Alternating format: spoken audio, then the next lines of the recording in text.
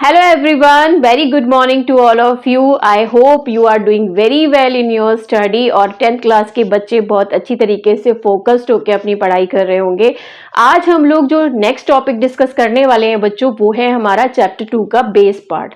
तो आज हम बेस को अच्छे से समझेंगे कि बेस का मीन्स क्या होता है, उसके अंदर क्या क्या प्रॉपर्टीज होती हैं, क्या क्या उसके और डेफिनेशंस हैं।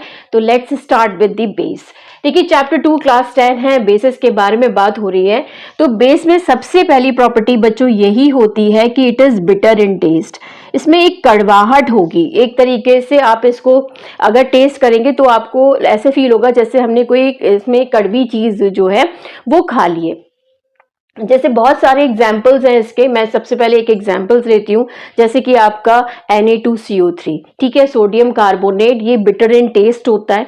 तो अगर मैं बेस की सबसे पहली प्रॉपर्टी को आपको एक्सप्लेन करना चाहूँ तो ये बात ये है कि ये बिटर इन टेस्ट होगा, इसमें कड़वापन होगा, ठीक है। जैसे दूसरा एक एग्जाम्पल हम लोग ले लेते हैं चूना, ठीक है। चूना के बारे में सबने सुना होगा कि चूना क्या होता है, कास्टिक सोडा होता है बच्चों, लाइम जिसे हम लोग कहते हैं।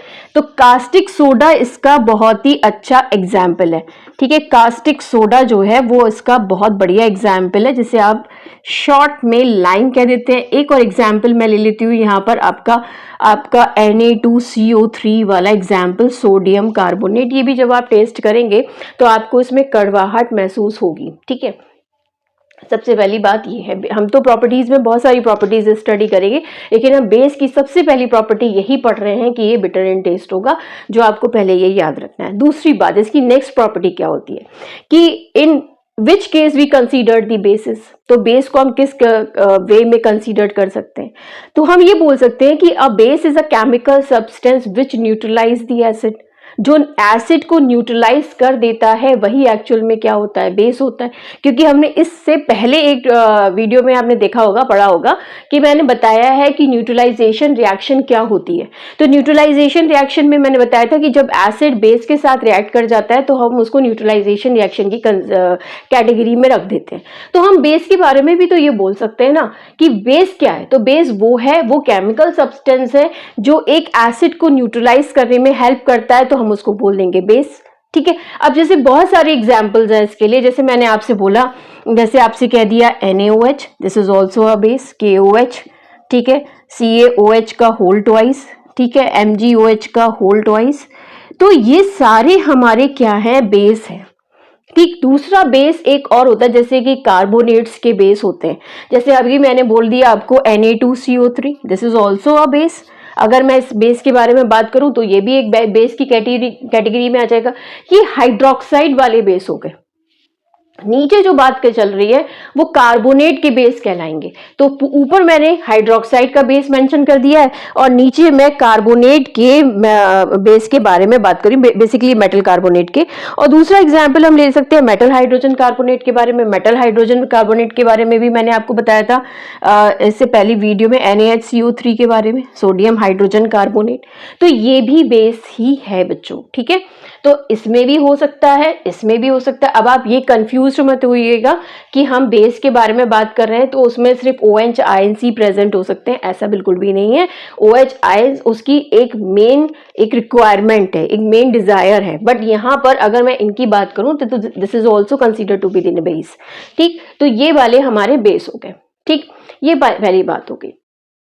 बेस क्या है, बेस ये है जो एसिड को न्यूट्रलाइज कर दे, बेटर इन टेस्ट होता है।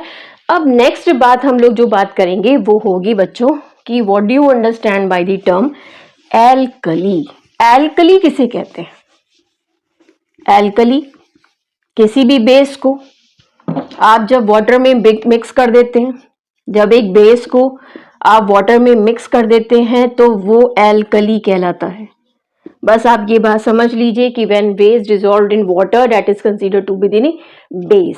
तो हम एल्कली। तो अब एल्कली तो बोले तो कोई प्रॉब्लम नहीं है, बेस बोले तब भी कोई प्रॉब्लम नहीं है, क्योंकि मैंने इससे पहले आपको बताया है कि कोई भी एसिड हुआ, कोई भी बेस हुआ, वो ना ही अपना एसिडिक कैरेक्टर ना ही अपना बेसिक कैरेक्टर शो करेगा जब तक उसको वाटर की प्रेजेंस नहीं मिलेगी।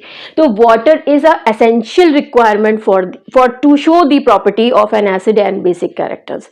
तो यहां पर हम बात जब कर रहे हैं कि बेस को पानी में डिसॉल्व करवा दिया गया तो उस टर्म को हमने मेंशन कर दिया एल्कली, आप उसे बेस बोल दीजिए, एल्कली बोल दीजिए, that is a same thing, there is no problem at all.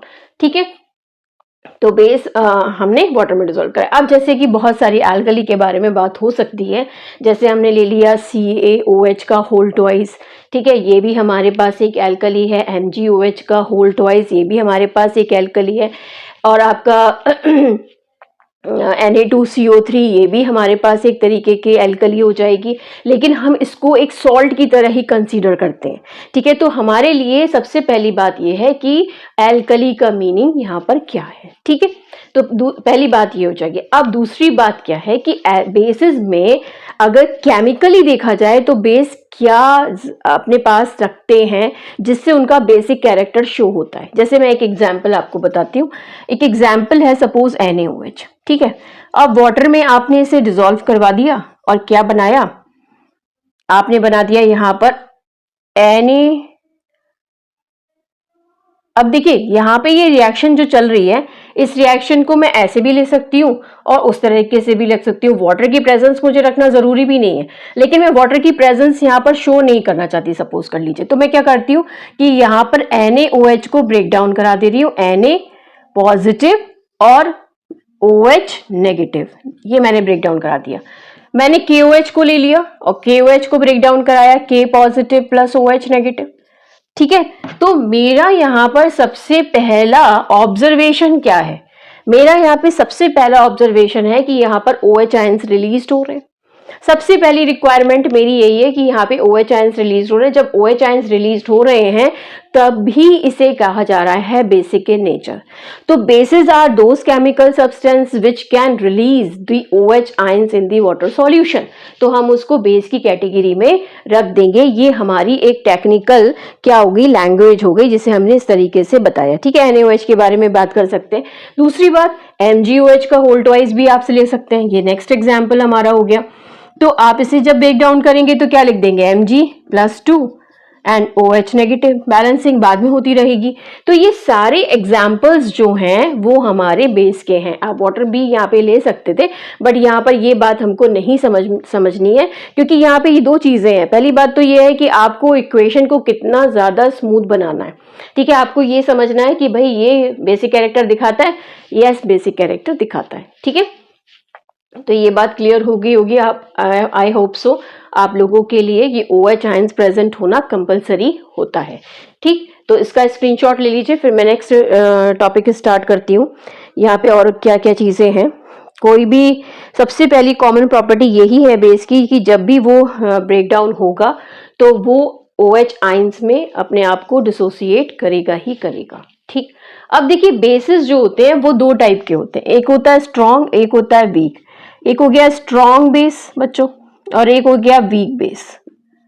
ठीक है, स्ट्रॉन्ग और वीक बेस हो गया। अब देखिए स्ट्रॉन्ग बेस का मतलब क्या है कि जो अपने आयंस को फुली डिसोसिएट करा दे। OH आयंस जब रिलीज्ड हो तो उसका डिसोसिएशन बहुत हद तक हो जाए, दैट मीन्स वो कंप्लीटली ब्रेक डाउन हो जाए, उसको हम स्ट्रॉन्ग बेस की कैटेगरी में रखेंगे। या आप ये नॉर्मली कह देंगे कि OH आयंस की कंसंट्रेशन जो होगी वो ज्यादा होगी तो हम उसको स्ट्रॉन्ग बेस में ला देंगे।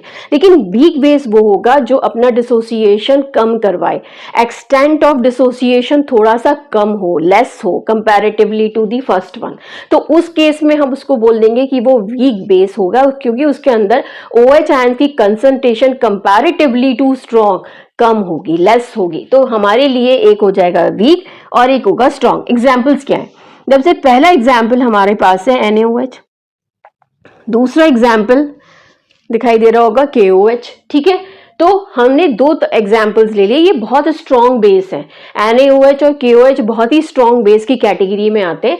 अब वीक बेस के बारे में अगर मैं बात करूं तो मैं बात कर दूं MgOH का होल ट्वाइस, ये हमारा एक वीक बेस हो गया। ठीक है, जैसे नेक्स्ट एग्जाम्पल मैं ले लूं CaOH का होल ट्वाइस, ये हमारा एक वीक बेस हो गया, स्लैग्ड लाइन।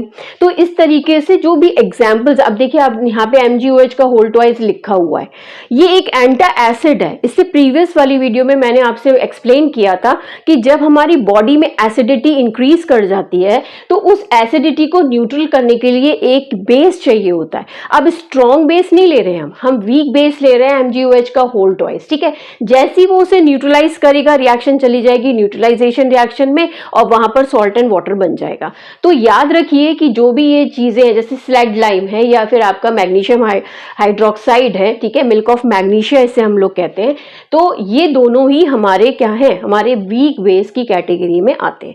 तो एक जो हमारा हो गया स्ट्रॉन्ग बेस और दूसरा हमारा क्या हो गया, वीक बेस, जो इसमें मेंशन कर दिया है। इसको आप एक बार नोट डाउन कर लीजिए, फिर मैं इसे रब कर देती हूँ। मैं थोड़ा साइड में हो जाती हूँ, आप इसे नोट डाउन कर लीजिए।